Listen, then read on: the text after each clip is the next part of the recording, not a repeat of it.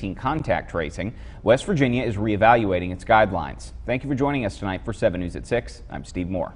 And I'm Catherine Guyon. The State Department of Education released its new guidance today, and whether a student is vaccinated will have a direct impact on the quarantine requirements. If a student is vaccinated, they will not have to quarantine if exposed to another student with COVID.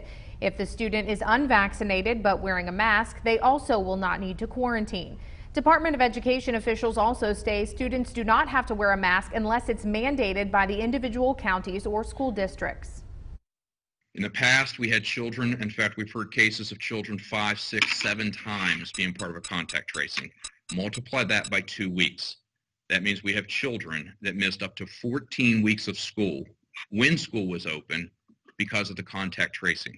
And if you think about athletics last year, most of our issues dealt around quarantining and not necessarily the virus itself with the teams. It was just the quarantining that happened due to some contact tracing. So we think with the vaccination, you don't have to quarantine, and I think we'll see more teams being able to play.